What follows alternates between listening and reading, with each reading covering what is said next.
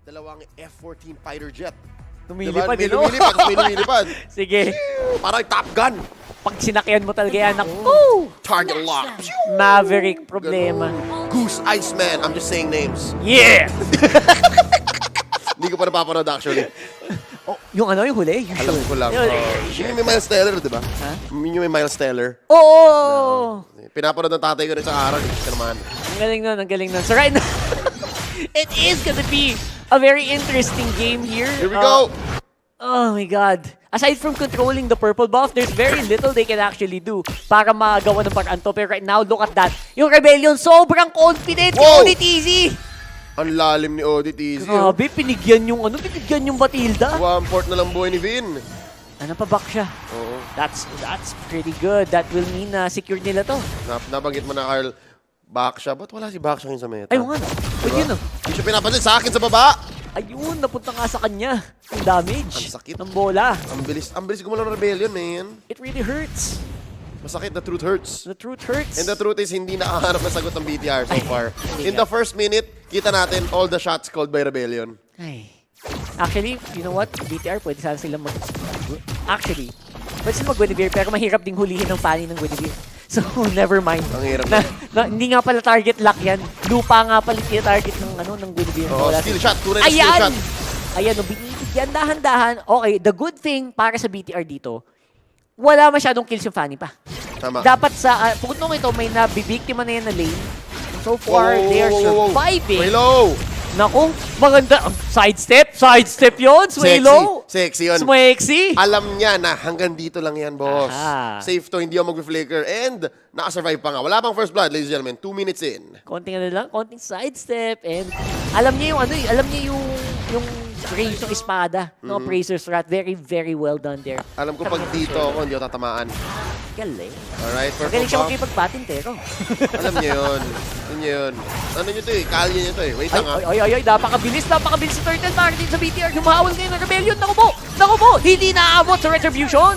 Binigay very clearly. The call from Rebellion was i-concede natin. Hindi sila nag-contest at all. Oo. Grabe, and that's yun yung sinasabi natin before the match started, Leo, di ba? Mamamakro mo ba yung lineup? And right now, yung BTR ang bumamakro. Tama. Kumukuha ng objectives. And Vin, Circling Eagle canceled. Mananakap si Vincent. Mamba out muna. Let's look at the emblems dito ngayon. Anything out of the ordinary. Hindi. So you build the Rome Gwyn eh. Yan talaga yun eh. Classicus. Mabilis gumalaw. Oh, Weapon Master on Sakin, on the Brody. That's it. Fighter emblem on the Dyro. Alright. So may spell bump siya. So, fighter emblem din para dito sa Pakito. That's right. Oh! Counter punch! Oo. So yun yung hino-hold ngayon Ayun. ng BTR. Kaya din naman hindi makaariba ang Rebellion. And yung option dito din ng BTR is open. Pwede siya mag-full. Iiwan mo, mag-roam ka, mabilis ka, pakito ka, di ba? Sige, push ko to. Parang ganun, ang galing ng ginawa din nung last pick ng BTR in fairness. That's right. Kaya ngayon nire-respect ko na talaga ang Dyrot. Dati, Dyrot hater ako. Ako din. Dyrot To hater be club. honest, ako din. DHC. Kasama ako dyan. Nakalista ako. Pero habang tumatagal, Whoa! that makes sense. Oh my goodness. Ayan, medyo may konting pagpatol na nagaganap dito. 2 mana mula dun Circling Eagle. Oh! Beautiful spatial migration, pero hindi pa rin siya nag-result. Ito ay massive one. Ang nangyari, nabaliktad pa sila ng BTR. Lightning McQueen. Cars. Hindi kinaya, boss. Nakita mo yun? Wait lang, clean up. Kaya ba? Fast. Nope. Okay. Alright, Kita mo yun? In a small space like that, di ba ina-assume mo na yung Fanny ang maghahari? Dapat. Kaso wala siyang momentum. Naku. Para sa amin ng BTR, ngayon na tayo. Ngayon na, dito na. Our time to shine. Kaso sabi ng Rebel, hindi kami ready. Kaya tinan mo, naging 2-for-1 tuloy. Ngayon, lamang ang BTR 1K, una pang pumosisyon sa may turtle. Hindi ito yung line, hindi ito yung gold advantage na ini-expect mo Tama. nung nakita mo yung draft. Hindi ito yung tempo. Iba. Where are the kills? Where are the kills coming in from the Fanny na nakapagwala? Na walang knock-up, walang crowd control or anything. That's right. Hindi natin nakita ng Rebellion yun. BTR doing miraculous jobs here and playing their own game. Parang may sarili silang laro. Pure macro coming in! Ayan na, Vincent! Napakaganda naman ng Blades na ginawa doon with the Fanny. Of course, beautiful movements. which will result to them getting the turtle, pero it still stands na hindi sila makuha ng kills early on. Turn on screen record, save under highlight plays. Ang lupit ng ginawa ni Vincent doon, Okay men. na. Ang daming gwardiya, men. Imagine mo, 3-4 yung nakabantay. Tapos, At yun naman yung advantage nga, di ba, nung pag-funny ka, tapos wala. Alam Walang mo na yun. block. Oo. Alam mo na yun. Oy! Ang ganda naman. Ang tagal naman nung Violent Requiem VR. Pero Super Ken, tatagal naman for the meantime. Vincent with another kill. Going over here para sa Rebellion. Ayan na, dahan-dahan na. Dumadaan-dahan sila, Kuya Dan. trade. Pero wait lang, Super Ken. Down to 1/5 of his health. Mamba out muna. muntikan. Ang ganda ng trade, though. That was a good Aminin trade. natin, ang ganda ng trade. Torre para dun sa 2 kills. Para Not bad. humabol. Teka lang, ha. Oh! Ayan na! Ayan na! Here we go! Si Super Ken, babagsak pa din dito! Nako! Sa akin, not in a position to actually contest. Ayan na. So kanina pwede nilang gawin yon yung BTR, pwede nilang ignore yung Rebellion, yung ginagawa nila. Pero ngayon, parang medyo nararamdaman na natin kung bakit 90%, sabi mo, 90% peak rate ngayon ang Guinevere. Masyado 90% yatang pick ban. nadala ang BTR dun sa early win nila sa may turtle pit. Oo. Sa purple buff pit ng RBL. Yung moments na akala mo, pwede mong ulit-ulitin lang yung Oo. bagay na gumana. Kaso hindi eh. Kaso nung sinubukan mo ulit, teka, parang iba, parang ang hapde ah. Iba yung effect. Iba eh. Walang effect. Nako, so, Hirap. here we go. Men, Now, I might be eating my words. ano? Ang bilis na ng rebellion, men. Biglang bumili. Nabawi nila eh. Hindi, men, kahit sa man sino yatang nanonood, makita biglang, uy, bakit biglang bumilis tong mga to? Kahit sila magtataka, Kahit sila no? magtataka, kahit yata yung players, bakit ang bilis natin bigla? Kahit sila. kahit sila. Kahit sila parang, teka, o nga no, tama naman sila yun, tama naman si Oo. Rockard. Pero, rebellion, sila yung nakaharap ng sarili nilang window of opportunity. Aba, napakaganda naman nun. And sa ngayon, it is definitely Rebellion with a small lead. Maliit pa lang naman. So this is something na hindi naman, pwede mo pang idaan sa macro kung ikaw yung BTR. And I Sa think- ngayon, Ganito I agree with you, and BTR have to switch their gears. Dapat talagang committed sila na mag-macro. ibahin yung speed. Yes, kasi Oo. kung pindutan, ang hirap kumalaban sa isang Fanny, ang hirap kumalaban sa isang Guinevere. Lugi ka, men. Nakita mo yun yung kanina yung 2-man, 3-man Violent Requiem. Teka lang, sorry. Stats Oh! don't lie. So Rizzo! Aray. Na 1v2, walang palag! Super Kendo, that's gonna be the trade para sa BTR. Sila naman ngayon ang kukuha dito sa pangatlong turtle. Pinakahuling turtle din yon. And now you have to wonder, no, worth it ba yung trade na yon? So Rizzo for the turtle. At this point, parang ito na yung last chance na pwede siyang worth it. Kaya nga. This is the very last chance. But Oy. after this, saan pa? Oy, oy, oy, oy, Ay, oy, ang oy. ganda naman Bang. nun! Grabe! Hey, hey! Ginawa mo na lahat, ninakap mo na, tinulak mo na pa atras, pero may save pa rin with the Matilda Guiding Wind. Way low. Hindi nakakasimin. Ang galing na protekta ng BTR. Kamunti ka na si Super Ken. And he survives. Oh, the jump in by Another ODTZ. one! Grabe naman si ODTZ. Busog na busog sa sa talon na. Teasing nga talaga. Teasing talaga. Ay, Mabilis ang galawan. nako. Ay, nanakawan! Nako. Nako, yung purple buff, buhay na buhay ang body natin. Okay, hindi naman kailangan ni Super Ken yun. Pero ito na, slowly nakikita natin, Rebellion definitely in the lead. So, binibilisan nila ngayon, mid-game power spike ng Rebellion to. At lumiliit yung mapa ng BTR, lalong lumalakas si Vincent. Ang tawag dito, ewan ko lang, napanood ko sa anime nito. Ano? Domain expansion. Domain Yan expansion. yun, boss. So, ito na yung ano niya, yung kanyang yung bilog. Oo. Ito na yung field niya. Bangkay. Hindi, Oo, ibang ay, anime iba yun. Ibang anime na Pero yun. ganun din eh. Ganun na rin yun. Ito, surprise. Ay, naku, ODTZ nga na nung huli. Super Ken na naman ang target. Pero looks like nakakayaan. Kaya namang tiisin. Sabi ni Super Ken. And now, the siege is on. Dito sa mid lane. Uy, sa top, may nananahimik. May nagtatrabaho. nananahimik. Ayan, yung mid lane ngayon ang basag. Pero may trade, may bahagyang trade naman para doon sa top side for Rebellion. Eto na, yung BTR, pagod na. Napagod na silang binubugbog sarado. Sila naman ngayon ang arriba. Yep. Rebellion now definitely calling the shots. Sila ang lamang. Sila ang may tempo. Very proactive ngayon. Sa may baba. Oh, Kuya Vincent, gonna be surviving. Again, walang kaya mag-lockdown dito sa Fanny na to. Ang magagawa nila, ipalow yan and maybe dun sila pwedeng umabante dito sa Lord. And yun na nga ginawa nila, makakabalik naman siya ng mabilisan. Malayo pa rin si Cars, nandun sa kabilang dulo ng mapa. Alam kaya to ng BTR Oo. Do they have the info? Kita naman nila na doon iniwan. So may call sila. Kaya ang positioning sa akin dito sa may long bush, sa may orange. Ayan. Ayan, kita na lang. Nagpakita na si Cars. So alam Ayan nila. na. Full info si Vincent, nakapwesto na din. Good angles, Dalawa. fight Tatlo. in the fight. Ayan na, si Super Kenzie nasa likod. What's gonna happen? The knock Knock-up. up! And there you go, Vile Requiem activated pero wala naman yata natatamaan.